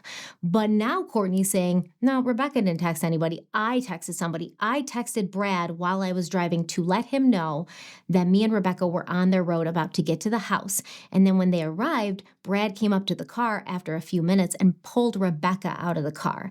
And Courtney was like, where are you going? What's happening? He told Courtney, go inside, take your ass inside. Don't worry about it. Courtney claimed that Bradley then left with Rebecca and he didn't get back alone until 10:30 p.m., at which point he told Courtney he'd taken Rebecca home. But we also know that there was a phone call from Brad to Courtney at 7:29 p.m. and again at 7:33 p.m. So when were those calls made in relation to this timeline, right? At that point, Courtney and Becca were already at the house. And according to Courtney, Brad came out after a few minutes, yanked Rebecca out of the car, and drove away with her. But then you talked to him on the phone twice after that? Why? What were you talking about? Were you not asking him where he was going? What were you guys talking about? So Courtney claims that when Bradley told her he took Rebecca home, she said she didn't believe him. And Bradley said, I don't care whether you believe me or not. You know, Becca's going to call you tomorrow. She's going to call you the following day. Now remember, Courtney claims that Bradley has had her phone this whole time, since 8:30 p.m. when he told her to get in the house and he left with Rebecca. Well, that 8:30 p.m. time doesn't work with this story because that means Courtney and Becca would have been at the house far longer than a few minutes before Brad came storming out and stole Becca. So once again, the timeline's just not adding up because they would have gotten to the house a little bit after 7:30, and then Bradley doesn't take your phone and tell you to get your ass in the house until 8:30. So what, you're sitting outside for an hour and talking? It doesn't make sense. But then Courtney said when Bradley got home, Courtney asked him for her phone and he said he would go out to the shed where it was and bring it to her. Courtney said that when Bradley came back in the house, he told her, quote, yeah, she didn't go home, end quote. So now he said he had taken Rebecca to a completely different house. And Courtney was like, where? Whose house? And he was like, I can't tell you because Rebecca doesn't want you to know. Rebecca doesn't want to have anything to do with you. Okay. This is when Courtney said she began texting and calling Rich Failer. And the only reason she texted him saying that Becca had left with some guy in a car is because Bradley was watching her. And if she had told the truth or said anything else, Bradley would have backhanded her. Courtney now admitted the story about the black car with the tinted windows was completely made up. You don't say. We all really believed that story this whole time, Courtney. Oh, what? The black car doesn't exist? Courtney then said that Bradley had made that lie up about Kimberly being in the car, but Courtney does not believe that Kimberly is involved at all. She said Kimberly just likes to look and feel important. She doesn't know shit. Courtney also said that Rich was not involved, although she didn't know if he'd been the one to delete data off of Rebecca's phone. Courtney is now telling a story where Bradley Bartholomew is the only monster and she was just scared, abused, and trying to save herself. But in whatever small ways she can, while she's trying to keep herself safe, she's still confronting her husband, Bradley, still trying to get answers, still standing up for her daughter, Rebecca. She continues this when she told the police that when Kimberly sent her the coordinates for Becca's phone, she confronted Bradley and asked, why is my daughter's phone out on the 2 tracks by my house? She said when they found the phone, it was out in the open and looked as if someone had just set it down. When they brought the phone to Rich's, Bradley threatened her again to not say a word to Rich or else. Courtney also talked about the disposable razors in her bedroom, and she reported that she counted them. So she knew one was missing, right? She knew that one was missing because she counted them because she had a young boy in the house. And so that's how she noticed one of them was missing. Because yes, we know 14-year-old boys are just constantly getting into things like disposable razors that are in their mother's bedside drawer that she uses for her medical condition. They just can't get enough of those razors. So when Courtney confronted Bradley about this missing disposable razor, he didn't say anything at that point, but he continuously told her that she would find out where her daughter was soon enough. So the detectives switched gears. They talked to her about Kimberly's bag and personal items that had been left in Courtney's Ford Escape. And Courtney claimed she'd been trying to get these things back to Kimberly, and she'd actually tried to have Kimberly's cousin, Rich Fisher, bring them to Kimberly, the bag and her items. But then Bradley told her, "You can't have that. You can't take this bag. No one's taking this bag." Then Courtney says she realized Kimberly's wallet was in that bag. And now she was like, I am currently now questioning for the first time why Bradley would have wanted Kimberly's wallet so bad. So remember, the last time Courtney and Brad had gone in to talk to the police, they'd gone to separate locations. So Brad was at one location, and then Courtney was talking to a different detective at another location. And Detective Pisker was like, "Ma'am, I asked you for Kimberly's stuff the last time I saw you, and you refused to give it to me, and Bradley was nowhere near you." And she was like, "Yeah, because I didn't want to get my ass beat. I didn't want him to know I'd given it to you and then get in trouble." Courtney moves on to say that the Tuesday morning, the day that Rebecca's body was found, the 25th, Bradley took the Ford truck and left, going west on West 26th Road and returning about 20 minutes later. This is the day that Rebecca's body is located, but apparently this is before her body's found. Once again, Courtney asked Bradley if he'd hurt her daughter when he gets back from his trip, and he said no. But then the next day, after everyone knew Rebecca was gone, Courtney confronted Bradley again. She reported he told her, quote, "I'm going to tell you once and I'm going to tell you and you're going to fucking drop it and you're going to shut the fuck up." He's like, "I'm the reason your effing daughter's not here, that your life is upside down right now." End quote. That's what Courtney claims Brad said to her. So then she asked Brad, why? Why are you the reason that my daughter is not here? And she claims that he said Rich had effed with the wrong mother effer. And when she asked, what Bradley had done to Becca, he said, quote, "I slit her effing throat, bitch deserved it," end quote. So Bradley told Courtney that Rich deserved it too, but, quote, "It just happened to be your daughter that's going to pay for it," end quote. When Courtney asked Brad about Rebecca's baby, he said, quote, "Oh, I stuck him in a cooler, stuck him in a trash bag, threw him in the trash," end quote. So Detective Pisker asked Courtney, why would Bradley cut Rebecca's baby out of her if he was trying to get back at Rich? Why would he do this? This doesn't make any sense. Why would he not just have killed Rebecca and left them both there? And Courtney said, quote, "Because if he would have left the baby in there and had someone found her before, he would have survived. He would have thought," end quote. She's saying Bradley thought that if he killed Rebecca and then somebody stumbled upon her body and happened to get an ambulance there, the baby could have survived. Now, Courtney said that Bradley had told her the baby wasn't breathing, and when the detectives asked why Bradley would have gone to all of the trouble to take the baby with him if the baby wasn't alive, Courtney said it was because he didn't want Rich to see they were together. And the detectives asked her, well, what did Bradley mean by that? And Courtney said she didn't know. But I think she did know, and I think I know where Courtney got this idea from. But what about the baby? Do you think that she would really? Because we have one or two situations here, and I hate to talk about it because I know it's your family and I know it's hard to talk about. But the baby is not there, so she either took the baby and done something like the baby's still alive, which we hope, or she tried to save the baby and was unable to.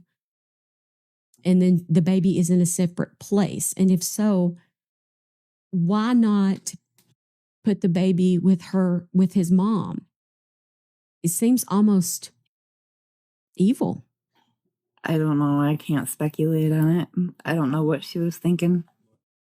I don't know what any of them were thinking. This was from the interview Courtney did with Steph's case files after Kimberly and Rich were arrested, and I think the day after Rebecca's body was found. Now, I don't think Courtney has a shred of humanity left in her, if she ever did. And when Steph suggested that it was evil to separate the baby from his mother if they were both deceased, It was like the thought had not even crossed Courtney's mind that this was like evil, that this was, adding insult to injury. So when she was telling this to the police, that Bradley took the baby because he didn't want Rich to see they were together, she was like, well, people think that's an evil thing to do. Normal people think that's evil. And I'm trying to show that Bradley is evil enough to do all of this. So I'll just claim that he said this to me, which I don't think he ever did. Courtney claimed that she didn't know if Becca had been killed at the location where she was found, but she said she didn't believe it had happened in their driveway because Brad had pulled away fast with Rebecca that night. She said Bradley had never told her where Rebecca was, but she doesn't know how many times he returned to that location. She said to kill Rebecca, Bradley had used a hunting knife that belonged to Courtney, and he threw it out into a dumpster at Cadillac Shores probably a week after Becca had been killed. After killing Becca, Bradley had cleaned his truck, specifically the dashboard, then he'd removed and burned the seats. Courtney said once Rebecca's body had been found, Bradley confessed everything to her, and he said he had killed Becca, cut the baby out, and disposed of the baby's remains. She also said she noticed that 2 garbage bags from her home were gone, and she knows this because she counts the garbage bags since she lives in a house with a 14-year-old boy. Once again, we all know how much these 14-year-old boys love their garbage bags and disposable razors. They go through them like water. He can't even keep a garbage bag in the house with my 14-year-old son. He's just a growing boy, just constantly, stealing all the garbage bags. So I try to understand where she's coming from with this. This is all bullshit. Courtney didn't count the razors and notice one was missing because she has to count them because of her 14-year-old son, Bentley. No, you knew a razor was missing because you took it. You didn't count the garbage bags because Bentley just loves garbage bags so much that, you need to make sure he's not going through your garbage bag stock. You knew the garbage bags were missing because you used them to put that baby's body in, okay? So after this, the detectives let Courtney have a break. They returned to Bradley Bartholomew. And the first thing they told Bradley was that Courtney was blaming him for everything. And they told him what she had said about the baby in the cooler. Bradley said, yeah, my lunch cooler is missing. It's actually been missing for about 2.5 weeks. But Courtney also has the same lunch cooler. Then Bradley was asked about a statement he had made during his first interview with law enforcement, where apparently he mentioned something about Becca being stabbed. And they were like, how would you know? How would you know that Becca had been stabbed if at the time of that interview, her body hadn't been found yet? He doesn't really have an answer for that. If he does have an answer, they didn't put it in the affidavit, which makes me think he did not have an answer.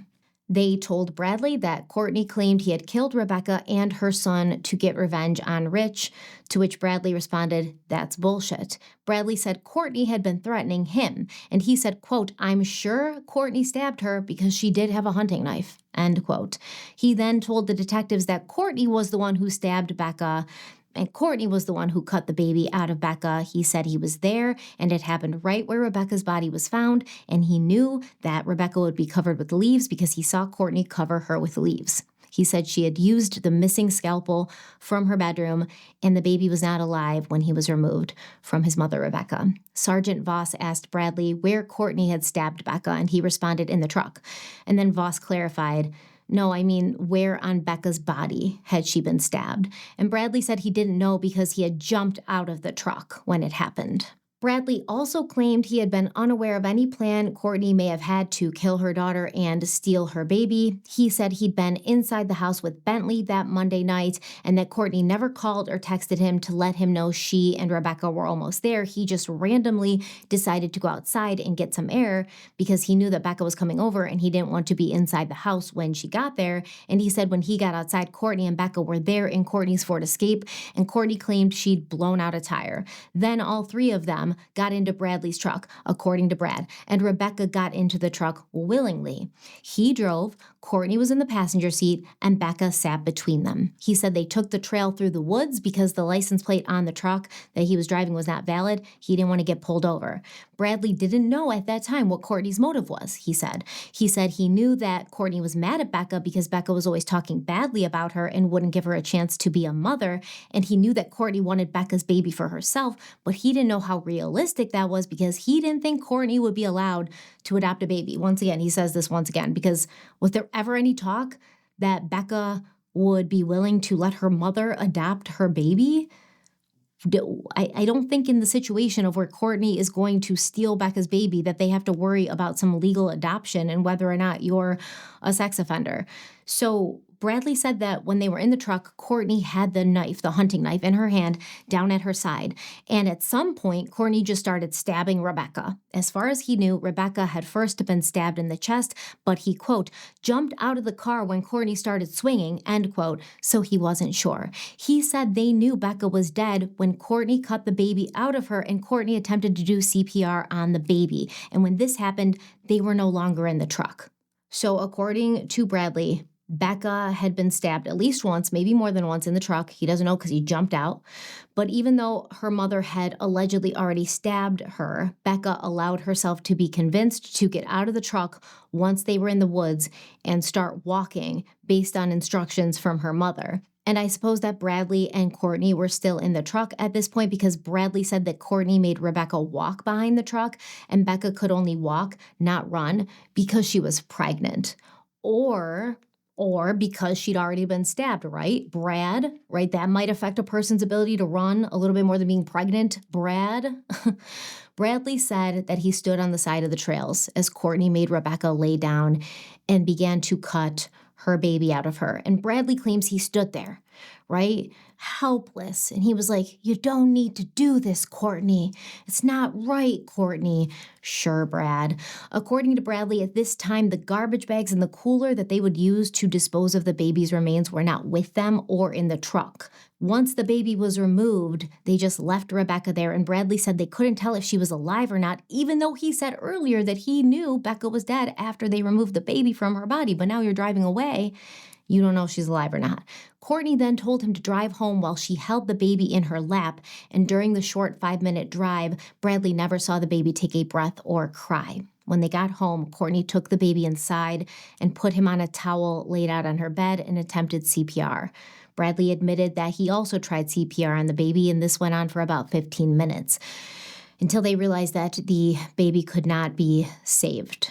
The baby was gone. So Courtney then went into the kitchen. She got some garbage bags, which she placed the baby into. Bradley said Courtney then went outside and placed the baby into the cooler, which was in the bed of the truck. They then got back into the truck with Courtney driving this time, and they started driving first to throw away the knife and then to put the baby into a garbage can located at a house north of their residence. As far as what they did with the truck after, Bradley claims that all he did was clean the inside of the truck with water and bleach. He only wiped down the dashboard, and he told the police that they would probably still find blood on the floor of the truck. He said he didn't burn the seats. Courtney did that, and he also didn't put Becca's phone on the 2-track, but he was the one who found it there. Now, when asked about the PayPal card that was found along with Rebecca's body, Bradley denied knowing anything about it. This PayPal card was in Kimberly Park's wallet that she had left in Courtney's Ford Escape that both Courtney and Bradley had refused to return to her because clearly their plan was to plant something at the scene that would connect back to Kimberly in an attempt to frame her. At least that's my opinion. Bradley said he didn't know if anyone had been to the location where Rebecca's body was found after November 3rd, but he himself had not gone back. Now, this goes back to the theory that between when Rebecca was killed and when her body was found, she'd been moved because that area had been checked before by law enforcement. Remember, this is the area behind Courtney's house. It's like a 5-minute drive from Courtney's house through the woods to where Rebecca was found. This area would have been searched by law enforcement during those official searches when they had dogs and drones and tons of people out there. But Rebecca was not found until the day after Courtney and Brad get up in front of everyone and say, oh, we gotta check the trails behind our house. We gotta check the woods behind our house. She's probably back there because Kimberly's asking about those trails.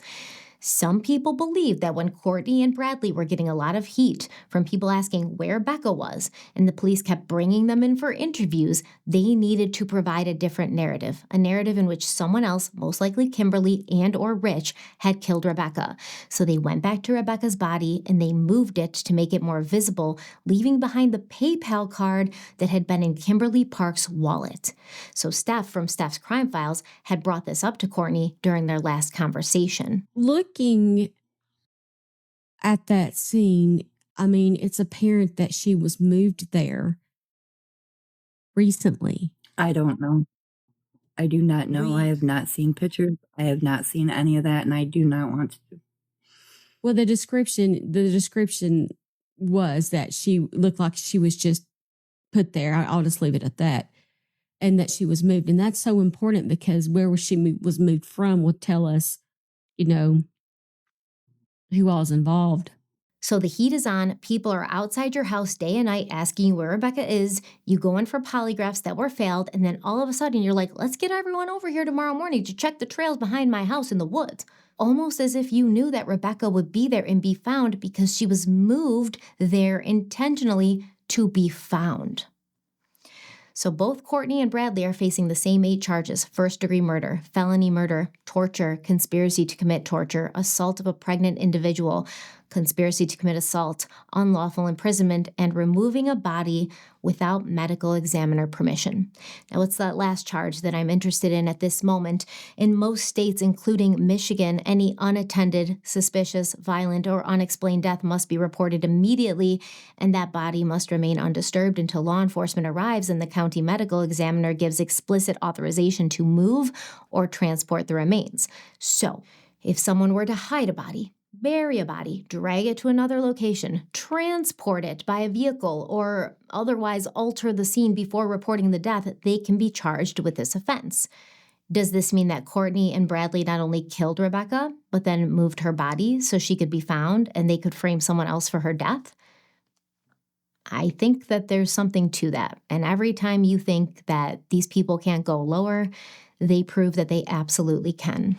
Bradley gave the detectives a description of where Rebecca's body was in relation to the trail. He denied that Courtney had asked him to move the truck so she could complete her gruesome surgery task using the headlights of the truck. He claimed that the lights shining around the side of the front of the truck were enough to illuminate Rebecca's body so that Courtney could remove the baby. He claimed he saw Courtney cover Rebecca's body with leaves and branches while the baby was placed on a towel next to Rebecca. So now there's a towel at the scene too, not just at Courtney's home while she was performing CPR on the baby. Now Bradley was asked, where'd this towel come from? Did Courtney bring the towel with you guys because she had this plan the whole time? And Bradley said he had a feeling that Courtney did plan this, but she had not told him of her plans and he had not seen the towel or the knife in the truck beforehand. Bradley then said that when they got home after killing Rebecca, Courtney changed into a nightgown because she had blood on her clothes. And the police were like, okay, so did this happen before you left to get rid of the evidence? Before you did CPR on the baby? What's going on here? And Bradley then changed his story again and said, oh, my bad. No, we didn't go anywhere that night. The baby's body stayed in the cooler, which they placed on the back porch that night. And Bradley was now saying that it wasn't until Wednesday, November 5th, that they drove around throwing everything away. He now also said they were in the Ford Escape for this, and Courtney was the one who got out of the car to throw everything in the dumpster and the garbage cans. Bradley also said that Courtney had put the knife in the glove box of the Escape while they were driving, so he believed that police would find blood in there if they looked. So first, Brad said they'd left that same night to dispose of the knife and to hide Rebecca's baby's body. And he said they did that in the F-150, but now he's saying it was a few days later. They were in the Escape. Courtney put the bloody knife in the glove compartment, so he thinks that they will find blood there. And then she was the one who drove, and she was the one who got out and threw everything in the dumpsters. And then Bradley said he believed that when they were trying to revive the baby and they realized they were not able to, get any signs of life out of the baby, Courtney had told him, quote, "The bitch killed my baby," end quote. Basically talking about Rebecca. So at this point, the detectives once again left Bradley to give him a break. They returned to Courtney to ask her more questions. Now, I know nothing about this is funny, but we have to laugh at things when we can because this is very heavy and very dark. The affidavit says that as soon as they entered the room, Courtney told them she was ready to go home now. They came in, she's getting her purse. She's like, all right, we're good. I have immunity, witness protection. Where's my new house going to be at? What's my new life going to look like? What's my new name? Who am I going to be? And she's like, I'm ready to go. You guys just believed everything I said. I'm ready to go home now. And so the detectives then told Courtney, listen, you say it was all Bradley. Well, what do you think he's saying? And Courtney admitted that Bradley was probably saying it was both of them. And the detectives were like, yep, and we know you both were there. So are you ready to start telling the truth and stop wasting everyone's time here? You ain't going home. You're not going anywhere. And you would think by now Courtney would realize the gig was up. But no, she doubled down. She said she could prove that she'd been home that night. They just had to ask her son, Bentley. She gave Bentley his medication and she put him to bed, and Bentley would tell them that. She also said that she knew Brad was going to try to pin everything on her because he told her that if he went down, he was taking her down with him. They asked her why her cell phone was traveling with Brad's cell phone everywhere that night, and Courtney replied it was because Brad had taken her phone so that she couldn't call the police. She said Bradley had brought the baby back to the house with him and told her he wasn't breathing. But when she said they should call 911, Bradley said, we're not going to do that. And so Courtney's constantly changing the stories, right? First, Bradley leaves with Rebecca, comes home and says, I just brought her home. And then later, after Rebecca's found, he confesses everything to her and tells her he got rid of the baby. But now he's bringing the baby home to her. And she's like, we have to call 911. And he's like, absolutely not. She's just an innocent victim in all of this. So as she's talking to the detectives about how she tried to save her grandson, how she tried to save the baby, but she couldn't. She starts to cry. You know, this is what Courtney does when she thinks that nothing else is working, when it's like, okay, I've run out of lies, my back's to a wall, I'm going to cry. So before Courtney is saying she had no idea Bradley had anything to do with her daughter's disappearance until after Rebecca's body had been found and he confessed to her, now she's saying she's known since November 3rd. And the detectives were like, well, we've talked to you a lot since November 3rd, lady. Why didn't you ever tell us anything? Why didn't you tell us? And Courtney was like, I was scared. He told me not to. The detectives were like, your story's very hard to believe. What aren't you telling us? Courtney then admitted that she went with Rebecca and Bradley when they left the house on the night of the 3rd. She said she'd agreed to go along so that Rebecca would feel safer, but she hadn't known what Bradley was planning to do. So now Bradley's the one who has the plan that he's not telling Courtney about. And so Courtney has no idea that Bradley's planning to kill Rebecca, but that's exactly what Bradley said about Courtney. She said that when she and Rebecca arrived to the house that night, she kind of knew something was up because Bradley was on foot across the road waiting for them to arrive. And when he approached the vehicle, he grabbed Rebecca's arm and told her to get out of Courtney's car. And he said, we're going for a ride. Your mom's coming with us. Now, apparently this was not scary to Rebecca because she willingly got into the Ford F-150 seated in between Courtney and Bradley. And Courtney said that at this time, Bradley had the knife down at his side. This is all the same things that Bradley is saying about Courtney that Courtney's now saying about Bradley. And Courtney said she told Rebecca that everything was going to be okay, that Bradley only wanted to talk to her and he wasn't going to hurt her. Now, later in this interview, Courtney told the police that the only reason she had gotten in the truck and told Rebecca that everything was going to be okay was because Bradley had held a knife to her throat to get her into the truck. But you just told the detectives that the only reason you got into the truck and told your daughter that everything was going to be okay was because you didn't think Bradley was going to hurt Rebecca and you didn't know what was going on and you didn't know what he was planning. Okay, so Courtney says from her house, they drove the trails through the woods until Bradley stopped the truck. He told Courtney to stay where she was and ordered Rebecca to get out. He then took Rebecca to the back of the truck where he spun her around and stabbed her in the back 4 or 5 times. Bradley then brought Rebecca to Courtney's side of the truck and told Rebecca to lie down on the ground. According to Courtney, she could not have done any of this because she only has one leg and she didn't have her crutches or her wheelchair with her. The detectives asked Courtney when she cut Rebecca's baby from her body. Like, at one point, did you cut the baby out? And Courtney denied doing this. She said, no, I could never have done that. Bradley did it. And then he handed me the baby. The detectives then told her that Bradley had claimed Courtney had stabbed Becca in the truck. And she said, no, she had not stabbed Becca and Becca had not been stabbed in the truck.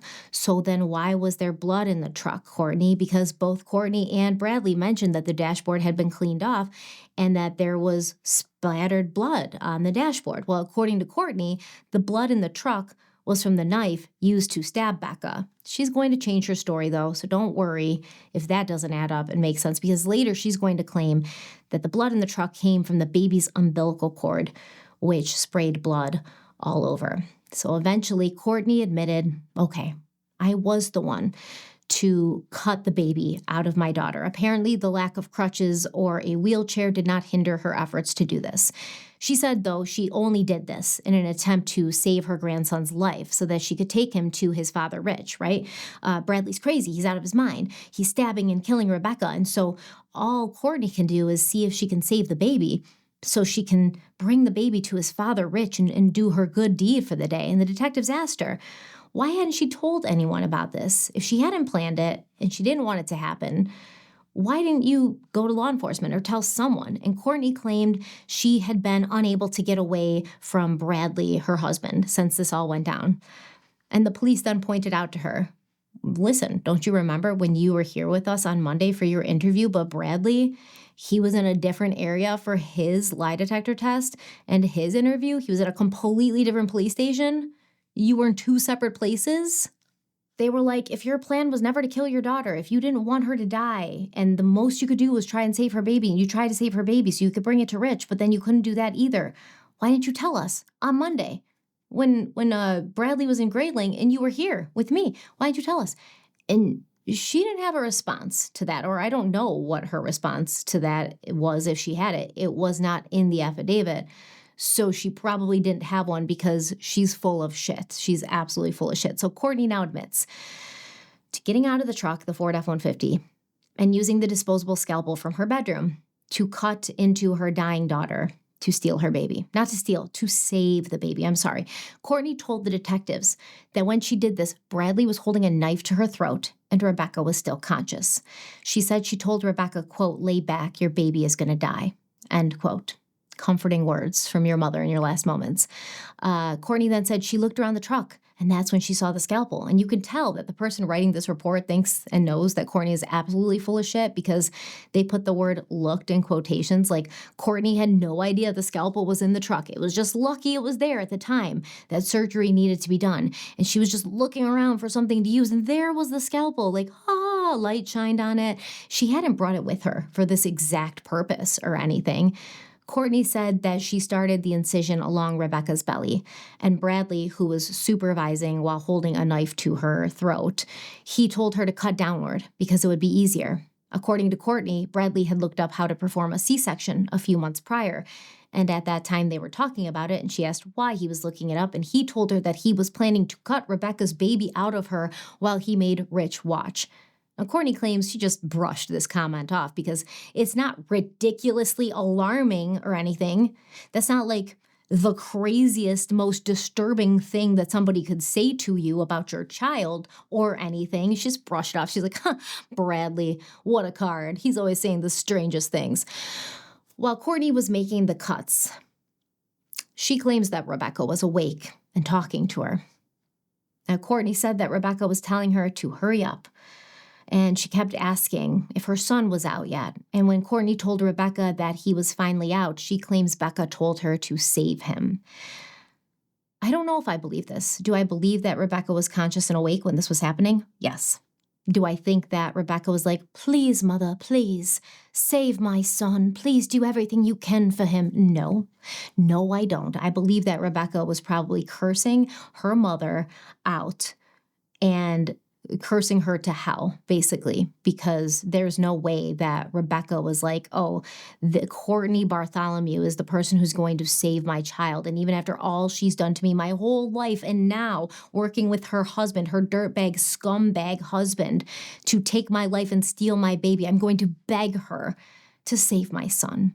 So when the baby had been removed, Courtney claims she used dental floss, also luckily happened to be randomly on the dash of the Ford truck, to tie off the umbilical cord. Courtney said she had put the floss in her pocket before getting out of the truck because she knew she would need it for this purpose. So who looked up the C-section procedure online before doing it, Courtney? Was it Brad? Were you? Was it both of you? Because you seem to know a lot about this stuff. Then when Courtney stepped away with the baby, she claimed that Bradley cut Rebecca's throat with the knife. I don't know if she meant the hunting knife or the scalpel. I assume she would mean the hunting knife. She said Bradley then used a cord from the snowplow on his truck to move Becca's body down a bank about 20 feet. He pulled Becca back and off the road before covering her with leaves. Let's pause and go back to Rebecca's autopsy report because according to Courtney, Becca was alive throughout the entire process of removing the baby, and then Bradley cut her throat, which would have been the injury that caused her death, allegedly. That's how Courtney's trying to make it seem, at least. So according to the autopsy report, there were 2 wounds to Becca's neck, but they were sharp force wounds, stab wounds. And these wounds were described as superficial. They did not penetrate any muscle or harm any vasculature. Now, I'm not a medical doctor, obviously, and nothing official has been reported yet as to which of Rebecca's wounds ended up being the direct cause of her death.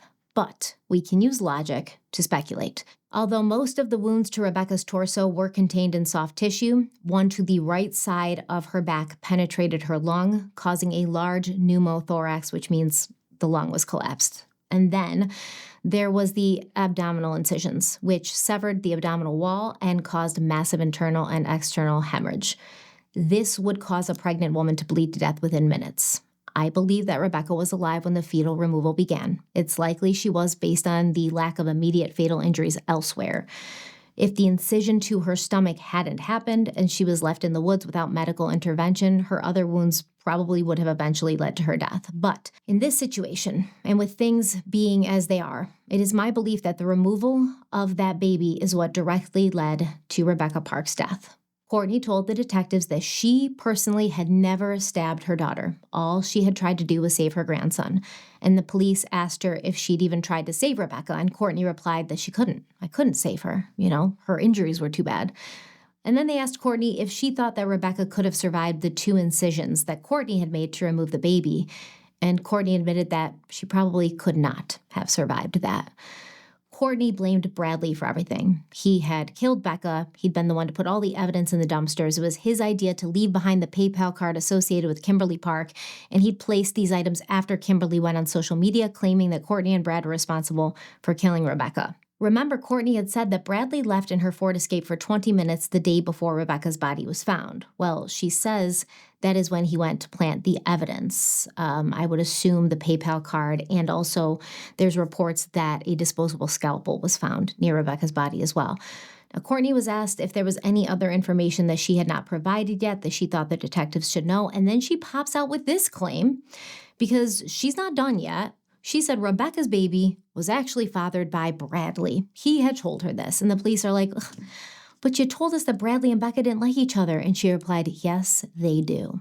She was then asked about the NICU story, and she denied lying about it with the intention of passing Rebecca's baby off as her own. She claimed that the baby she was talking about belonged to a friend who was thinking of giving it up for adoption. But then I guess that friend changed their mind. Okay, let's check in with everyone now. Apparently, after Kimberly Park had made allegations that Rich Fahler had confessed to killing Rebecca, Rich was arrested. We already know that he was arrested on drug charges, but what we didn't know at that time is that he was also arrested for open murder, although he was never charged with that crime, since by the time that would have happened, law enforcement had already figured out Kimberly had lied because they interviewed the other person Kimberly named the following day, and they figured out he was nowhere near Wexford County at the time Rebecca went missing or in the following days.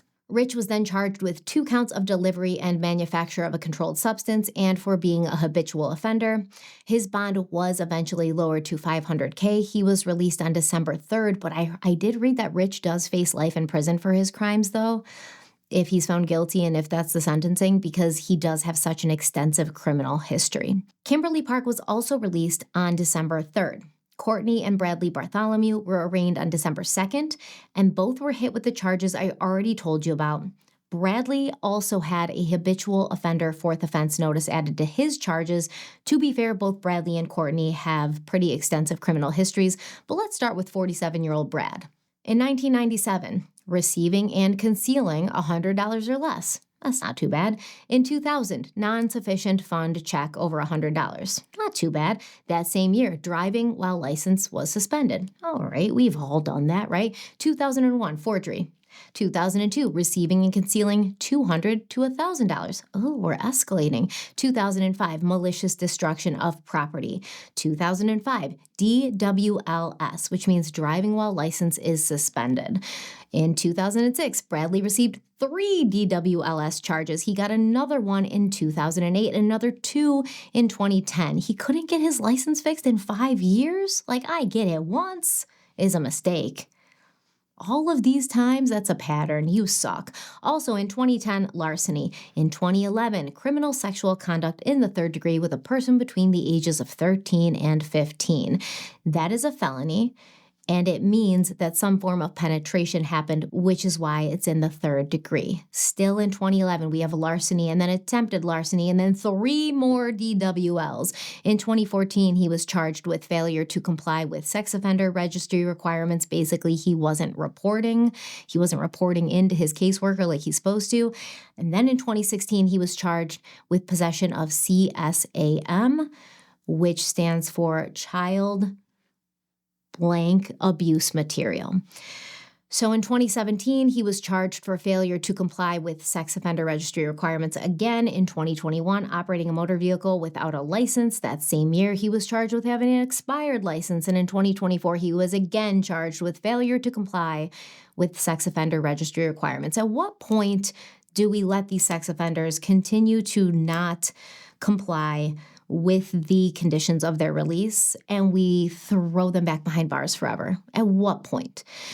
Courtney has a sampling of charges, a smorgasbord of charges, if you will. Unlicensed plate, unlicensed dog, failure to report an accident, a handful of DWLs, financial transaction fraud, false or forged ID, false report of a misdemeanor, 2 counts of lying to a peace officer, etc., etc. Now in court, no guilty pleas were entered. So Courtney and Bradley they're dying on this hill. They're like, we didn't do this, or at least the other person did it, and I was just an unwilling participant that was pulled along in this horrible plan I had no idea about before we got in that truck with Rebecca. Judge Corey Wiggins ordered the couple to be held without bond due to the seriousness of their charges, and believe it or not, Courtney tried to get the judge to let her go home. Whoever was representing her asked the judge to reconsider bond because Courtney has strong ties to the community and she might be able to pull the resources from these people she knows to pay her bond, because the judge, remember, was like, no bond, which basically means there's no way, even if you could come up with all the money in the world, to get out of prison while you wait for your trial.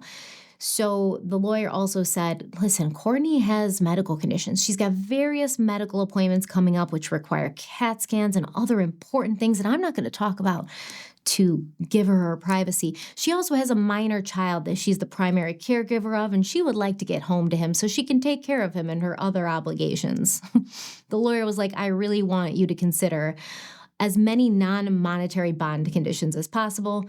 And if that doesn't work, even a high monetary bond, because yes, Courtney is low income and she's a victim of her circumstances, but she might be able to borrow money from people and have a chance of getting home, where all these people need her because she's so important and she's just the best mother in the world. And the prosecutor was like, absolutely not. This is as serious as it can be.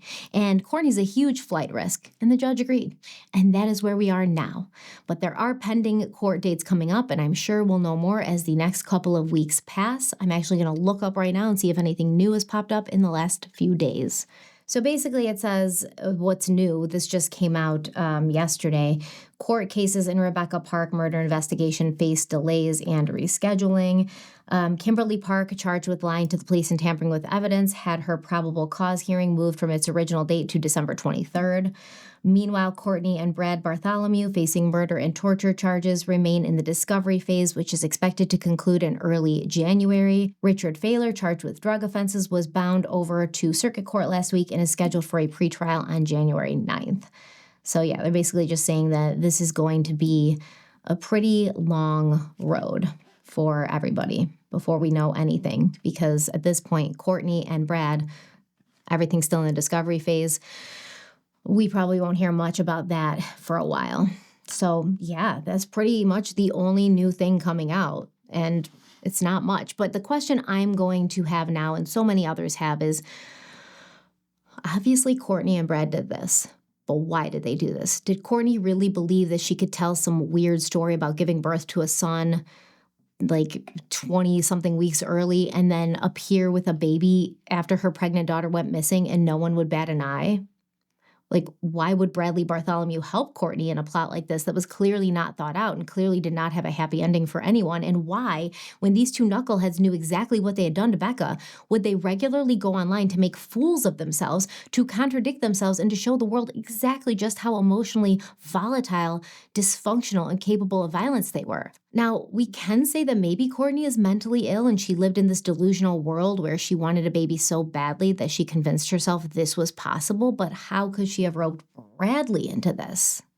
And why did she want a baby so badly? Clearly, Courtney wasn't the maternal type. She'd had multiple chances to be a good mother to her own children, but she chose not to, which led to, pretty much all of them being removed from her care, except for Bentley, I guess, who I hope is doing okay at this point, by the way. Bentley is going to have a long road ahead of him, too. Why would a woman who was unable to be selfless and put others first want to introduce a baby to her life, especially since she claims to be in this horrible physical condition where she can't get around without crutches or a wheelchair and she needs all this medication and she doesn't have money, right? We keep hearing, oh, I don't have money for gas to go to Tennessee and find my daughter. I don't have money for SD cards for my security cameras.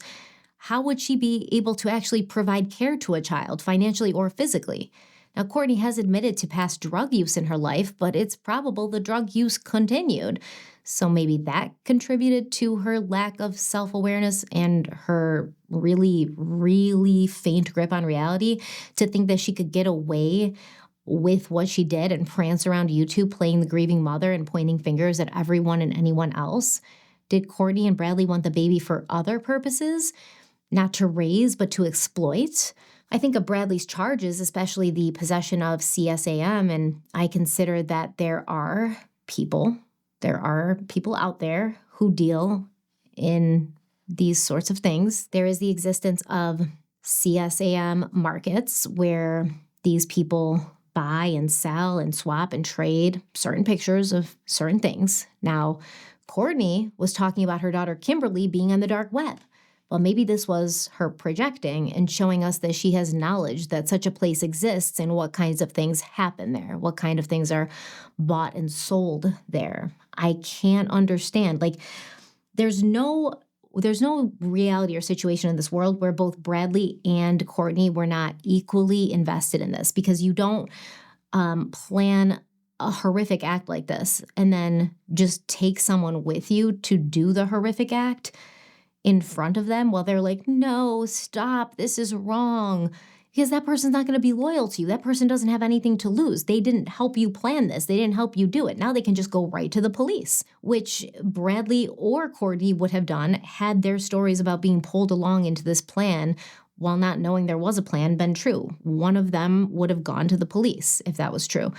That didn't happen. They were both well aware. They both took part in this planning. They both took part in this murder and this cover-up and lying to the police and lying to everyone after. What was their motive here? Like, everyone keeps saying Courtney wanted a baby, Courtney wanted a baby. Okay, but both of them were in some shared insanity where they thought that they were going to get away with this? And nobody was going to ask questions about how they suddenly had a baby after Rebecca Park, who's Courtney's daughter, vanished, right before she was about to have a baby. I don't know. What exactly happened on the evening of November 3rd when Rebecca drove away from her fiancé and her home in the company of her mother and was never seen again? Where was Rebecca attacked? Was it in the truck? Was it at a second location? Who actually did the stabbing? Was Rebecca's body moved and staged after her death and before the discovery of her body in order to muddy the waters and implicate others? Why did Kimberly Park tell the police that her mother and stepfather had hit Rebecca on the head, causing a seizure, and then got rid of her body? Why did she then retract this and claim that Rich had been the one to kill Rebecca, and he came up with the story about Courtney and Brad to give to the police? Clearly, neither of those versions of events was true because she was arrested for lying to the police. So why did she say them? What compelled her to keep lying to the police when she claimed she wanted to find her sister? Now, if Kimberly wasn't involved in Rebecca's disappearance and death, and I believe that she wasn't because otherwise Courtney would have thrown her ass under the bus as well, What the hell was she thinking? What was she doing? I'm blown away, not only by the horrific nature of this case and what happened, but by all of the people involved who don't have two brain cells between them to rub together and make a spark. All of these people have obviously gone their whole lives concerned with their own self-interest, never giving a thought to another person.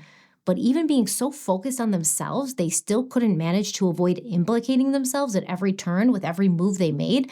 Usually people this self-involved and selfish at least have survival instincts and can successfully evade detection to some extent, but it didn't seem that any of them even tried.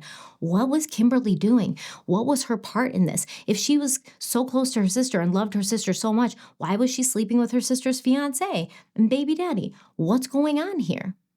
I do think that we're going to get a lot more answers because this is definitely going to go to a trial. There's no way Bradley and Courtney are going to be like, oh, you got us. We did it. Now, one of them might make a deal with law enforcement and with the prosecution to testify against the other, but we're still going to get a trial of some sort. I heavily believe that we will, but that is going to be a while from now. I actually do want to go live and talk with you guys about this case because there's so much more I wasn't able to put in here, so much more I wanted to talk about. So let me know in the comment section if you want me to do that. Let me know in the comment section what you think about this case, what you think about everything. Is there something I've missed, some reason that this happened between Courtney and Bradley and Kimberly and they acted the way they did? At least Rich Failer, once he went live he went silent. He didn't keep going live and keep taking part in this circus. He went silent and he seemed like he was actually focused on trying to find Rebecca. Why did Kimberly and Bradley and Courtney do this and act like this for so long? I don't understand. If I'm missing something or if there's a piece of the puzzle I'm not seeing, please let me know in the comments section, but that's all I have for you now. Don't forget to like this video if you liked it, share it if you think it's worth sharing, subscribe if you haven't already so you can be notified when I post new content. Thank you so much for being here. I know this was a rough one. My heart's broken for Rebecca and her son. We still don't know where the baby is. And I don't know if the police know and they haven't told us, but we still don't know where that baby is. So there's going to be more that comes out, but until next time, stay kind, stay beautiful, stay safe. I'll see you very soon. I love you so much.